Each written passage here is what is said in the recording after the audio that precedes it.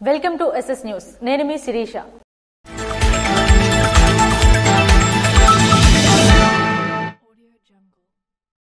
శ్రీకాకుళం జిల్లాలోని దూర ప్రాంతాల నుండి పీజీఆర్ కు వచ్చే అర్జీదారులకు దాతల ద్వారా మజ్జిగ భోజనాలు ఏర్పాటు చేస్తున్నట్లు జిల్లా కలెక్టర్ స్వప్నిల్ దినకర్ వెల్లడించారు. సోమవారం జిల్లా పరిషత్ సమావేశ మందిరం ఆవరణలో సీఎంఆర్ వారు ఏర్పాటు చేసిన మజ్జిగ భోజనాలను జిల్లా కలెక్టర్ తో పాటు జిల్లా జాయింట్ కలెక్టర్ ఫర్మాన్ అహ్మద్ ఖాన్లు అర్జీదారులకు అందజేశారు. ఈ సందర్భంగా జిల్లా కలెక్టర్ మాట్లాడుతూ జిల్లాలోని దూర ప్రాంతాల నుండి జిల్లా పరిషత్లో ప్రజా ఫిర్యాదుల నమోదు మరియు పరిష్కార వేదికకు అర్జీలు తీసుకుని వచ్చే అర్జీదారులకు ఎండ తీవ్రతను దృష్టిలో పెట్టుకుని అర్జీదారులకు ప్రతి వారం ఒక దాత ముందుకు వచ్చి 150 లేదా 200 మందికి మజ్జిగ భోజనాలు ఏర్పాటు చేయాలని పిలుపునిచ్చారు. ఈ కార్యక్రమంలో డిప్యూటీ కలెక్టర్ పద్మావతి, సీఎంఆర్ సిబ్బంది పాల్గొన్నారు. అనంతరం సీఎంఆర్ సిబ్బంది అర్జీదారులకు మజ్జిగ భోజనాలను అందజేశారు.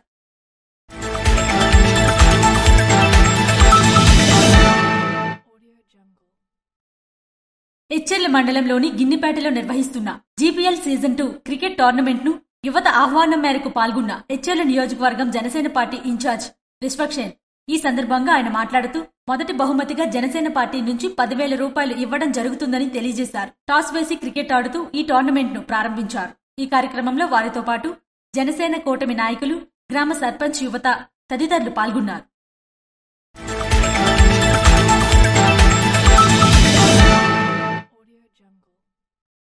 లావేరు మండలం గుమ్మడం పంచాయతీ వేణుగోపాలపురం గ్రామంలో నిరుపేద కుటుంబం పెంటమాన సీతయ్యకు నెలకు సరిపడే 22 రకాల నిత్యావసర సరుకుల కిట్లను టీడీపీ నాయకులు మజ్జి రమణమూర్తి అందజేశారు. ఈ సందర్భంగా టీడీపీ నాయకులు మజ్జి రమణమూర్తి మాట్లాడుతూ ముఖ్యమంత్రి నారా చంద్రబాబు నాయుడు పిలుపు మేరకు సొంత సంపాదనలో కొంత మొత్తం పేద కుటుంబాలను ఆదుకోవాలనే ఉద్దేశంతో గుమ్మడం పంచాయతీ పరిధిలో ప్రతి నెల 2 కుటుంబాలకు నెలకు సరిపడే 22 రకాల చంద్రన్న నిత్యావసర సరుకుల కిట్లను అందజేస్తానని తెలియజేశారు. మే నెల మొదటి కిట్ను పెంటమాన సీతయ్య కుటుంబానికి అందజేశారు. ఈ కార్యక్రమంలో టీడీపీ నాయకులు మజ్జి రమణమూర్తి, దుర్గాసి రాంబాబు, జగ్గురోతు బంగారినాయుడు, అదిపాక రాము, పిసిని రామునాయుడు మరియు స్థానిక యువత పెద్ద ఎత్తున పాల్గొన్నారు.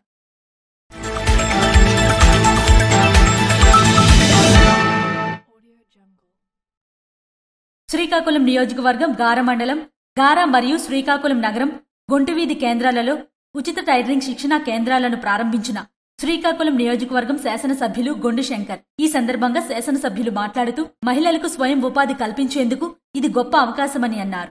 3 నెలల పాటు శిక్షణ పొందిన తరువాత ఉచితంగా కుట్టు మిషన్లు అందించబడతాయన్నారు. అనంతరం మహిళలు టీం సభ్యులుగా ఏర్పడి పారిశ్రామికంగా అభివృద్ధి చెందవచ్చని పేర్కొన్నారు. ఈ శిక్షణా కార్యక్రమం 90 రోజుల పాటు కొనసాగుతుందని, రోజుకు 4 గంటల పాటు టైలరింగ్ శిక్షణ అందించనున్నారని అన్నారు. శిక్షణ పూర్తి చేసిన మహిళలకు కుట్టు మిషన్లు ఉచితంగా ఇవ్వనున్నారని తెలిపారు. ఈ పథకం ద్వారా మహిళలు స్వయం ఉపాధిని పొందడమే కాకుండా వ్యాపార రంగంలోకి అడుగుపెట్టి ఆర్థికంగా స్థిరపడవచ్చని కొనియాడారు. ఈ కార్యక్రమంలో మహిళలతో పాటు స్థానిక ఎన్డీఏ కూటమి నాయకులు, కార్యకర్తలు తదితరులు పాల్గొన్నారు.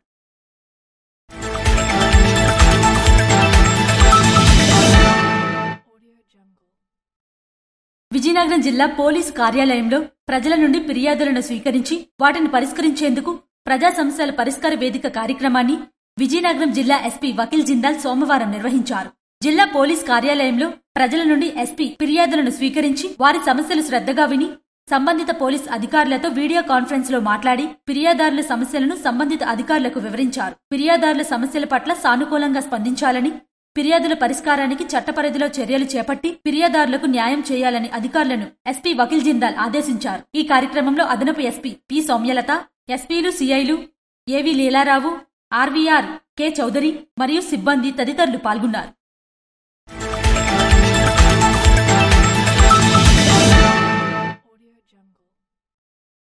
కళలకు వేదికగా శ్రీవాణి కళాక్షేత్రం నిలుస్తుందని శ్రీకాకుళం ఎమ్మెల్యే గొండు శంకర్ అన్నారు. స్థానిక బాపూజీ కళామందిరంలో తాలపాక అన్నమాచార్యుల 617వ జయంతి వేడుకలను ఘనంగా నిర్వహించారు. ఈ కార్యక్రమానికి ముఖ్య అతిథిగా శ్రీకాకుళం ఎమ్మెల్యే గొండు శంకర్ హాజరయ్యారు. ఈ కార్యక్రమాన్ని ఎమ్మెల్యే గొండు శంకర్ ప్రారంభించారు. ఈ సందర్భంగా ఆయన మాట్లాడుతూ కళలకు ప్రతిరూపం తాలపాక అన్నమాచార్యుల జయంతి వేడుకలలో నన్ను కూడా భాగం చేయడం వర్ణితారాహిత్యమన్నారు. శ్రీవాణి కళాక్షేత్రం వ్యవస్థాపకులు దుంపల ఈశ్వర్రావు శ్రీకాకుళంలో కళలకు ప్రోత్సాహం అందించటంలో అందవేసిన చెయ్యని, కళలను ప్రోత్సహిస్తే నవతరానికి భవిష్యత్ తరానికి కళలపై ఆసక్తి పెరుగుతుందని, అప్పుడే నిజమైన ఔత్సాహిక కళాకారులు బయటికి వస్తారని, వారంతా శ్రీకాకుళం ఘనకీర్తిని ఇనుమడింపజేస్తారన్నారు. అనంతరం పాల్గొన్న కళాకారులకు ప్రశంసాపత్రం, జ్ఞాపికలను అందించి దుస్సాలువలతో ఘనంగా సత్కరించి కళలకు నా వంతు సహకారం మెండుగా ఉంటుందన్నారు.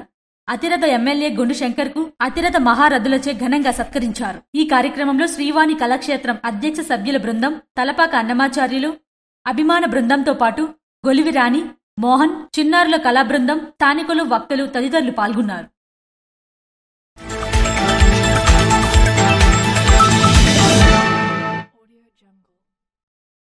పాక్పై కొనసాగుతున్న ఆపరేషన్ సింధూర్లో భారత సైనికులకు దైవబలం కలగాలని, ప్రధాని నరేంద్ర మోడీ నాయకత్వానికి ఆశీస్సులు లభించాలనే ఉద్దేశంతో జనసేన పార్టీ అధ్యక్షులు, రాష్ట్ర ఉప ముఖ్యమంత్రి పవన్ కళ్యాణ్ ఆదేశాల మేరకు జిల్లా జనసేన నాయకులు అందరితో కలిసి శ్రీకాకుళం జిల్లా అరసవిల్లిలోని శ్రీ సూర్యనారాయణ స్వామివారికి ప్రత్యేక పూజలు చేయడం జరిగింది. ఈ కార్యక్రమంలో పాలకొండ శాసనసభ్యులు నిమ్మక జయకృష్ణ, సుడా చైర్మన్ కురకాన రవికుమార్, తూర్పు corporation chairman, PSC member Palavalasa Yashasvi, ఉమ్మడి జిల్లా జనసేన అధ్యక్షులు పి చంద్రమోహన్, రాష్ట్ర కార్యనిర్వహణ వైస్ ప్రెసిడెంట్, హెచ్చెర్ల నియోజకవర్గ జనసేన పార్టీ ఇన్ఛార్జ్ విశ్వక్షేన్, నియోజకవర్గ ఇన్ఛార్జీలు మరియు పార్టీ నేతలు, కార్యకర్తలు, వీర మహిళలు మరియు అభిమానులు పెద్ద సంఖ్యలో పాల్గొన్నారు.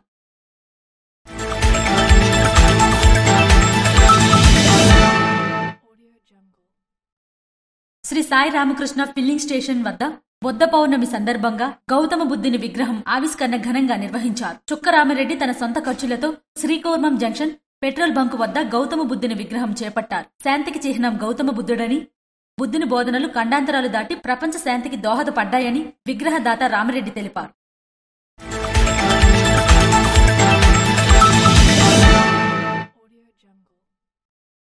యావత్ ప్రపంచానికి పెనుముప్పుగా మారుతున్న ఉగ్రవాదాన్ని కూకటి వేలతో పెకిలించాల్సిన అవసరం ఉందని జనసేన పార్టీ నాయకులు, ప్రముఖ వైద్యులు డాక్టర్ దానేర్ శ్రీధర్ అన్నారు. పాకిస్తాన్లోని ఉగ్రవాదులతో యుద్ధం చేస్తున్న భారత సైనికులకు ఆత్మస్థైర్యం కలిగించాలని కోరుతూ రాష్ట్ర ఉప ముఖ్యమంత్రి పవన్ కళ్యాణ్ ఆదేశాల మేరకు అరసవిల్లి శ్రీ సూర్యనారాయణ స్వామి ఆలయంలో ఆదివారం జనసేన పార్టీ ఆధ్వర్యంలో ప్రత్యేక పూజలు నిర్వహించారు. ఈ సందర్భంగా జనసేన నాయకులు మాట్లాడుతూ భారత్ శాంతియుతంగా చర్చలు జరిపినప్పటికీ పాకిస్తాన్ తమ దమన నీతితో యుద్ధానికి కాలు దిగుతోందని చెప్పారు. వారికి బుద్ధి చెప్పే విధంగా భారత సైన్యం దాడులు చేయాల్సిన అవసరం ఏర్పడిందని అన్నారు. ఆపరేషన్ సింధూర్ విజయవంతంగా పూర్తి చేసి భారతదేశ కీర్తిని, ఖ్యాతిని సైనికులు చాటారని ఆకాంక్షించారు. యుద్ధంలో పాల్గొంటున్న సైనికులకు ఆత్మస్థైర్యం కలిగేలా ప్రతి భారతీయుడు అండగా నిలవాలని ఆకాంక్షించారు. వారి మనోధైర్యానికి తోడు దైవబలం కూడా ఉండాలని, ప్రధాని నరేంద్ర మోడీ నాయకత్వానికి అందరూ ఆశీస్సులు కావాలని కోరామన్నారు. సైనికులకు మరింత ధైర్యాన్ని ఇచ్చేలా స్వామి అనుగ్రహం ఉండాలని కోరుతూ అరసవిల్లి ఆలయంలో ప్రత్యేక హోమాలు, పూజలు చేపట్టినట్టు పేర్కొన్నారు. ఈ కార్యక్రమంలో Palakonda MLA Nimmaka Jayakrishna, SUDA chairman Kurikana Ravikumar, Janasena party జిల్లా అధ్యక్షులు పిసిని చంద్రమోహన్, నియోజకవర్గాల జనసేన పార్టీ నాయకులు, నగర కార్యకర్తలు, వీర మహిళలు తదితరులు అధిక సంఖ్యలో పాల్గొన్నారు.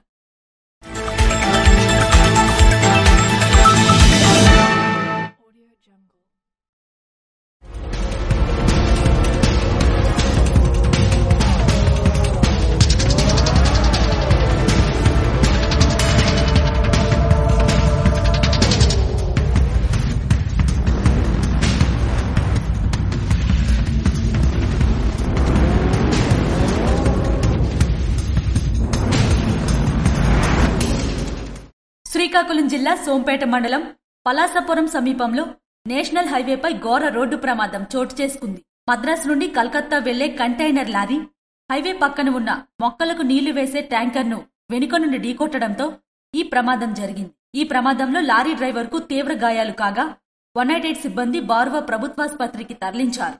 సమాచారం తెలుసుకున్న సోంపేట సీఐ మంగరాజు, బార్వ ఎస్ఐ హరిబాబు నాయుడు సంఘటనా స్థలానికి చేరుకొని వివరాలు సేకరించి కేసు నమోదు చేసి దర్యాప్తు చేస్తున్నారు.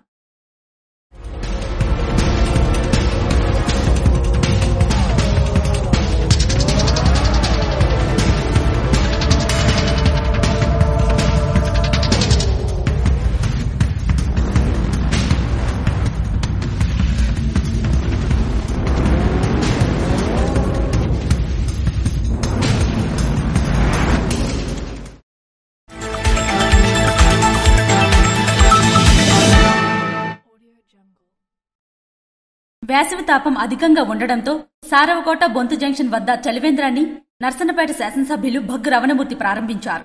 ఈ సందర్భంగా శాసనసభ్యులు మాట్లాడుతూ వేసవి తీవ్రత అధికంగా ఉండడంతో ప్రజల ఆరోగ్యం దృష్ట్యా చలివేంద్రాలు ఏర్పాటు చేస్తున్న రాష్ట్ర తెలుగుదేశం పార్టీ బీసీసీఎల్ అధికార ప్రతినిధి ధర్మాన తేజ్ కుమార్ కి అభినందనలు తెలిపారు. ప్రజలు తమ ఆరోగ్యం పట్ల శ్రద్ధ వహించాలని సూచించారు. ప్రజలు అత్యవసరమైతే తప్ప బయటకు రావద్దని పేర్కొన్నారు. బయటకు రావాల్సి వస్తే గొడుగును ధరించాలని తెలిపారు. చలివేంద్రాలు ఏర్పాటు చేయడం గొప్ప విషయమని ప్రజలు దానిని సద్వినియోగం చేసుకోవాలన్నారు. ఈ కార్యక్రమంలో రాష్ట్ర తెలుగుదేశం పార్టీ బీసీసీఎల్ అధికారి ప్రతినిధి ధర్మాన తేజ్ కుమార్, సురవరపు తిరుపతిరావు మరియు ముఖ్య నాయకులు, కార్యకర్తలు తదితరులు పాల్గొన్నారు. ఇవి ఈనాటి వార్తలు. మరిన్ని వార్తలతో మళ్ళీ కలుద్దాం. చూస్తూనే ఉండండి ఎస్ఎస్ న్యూస్.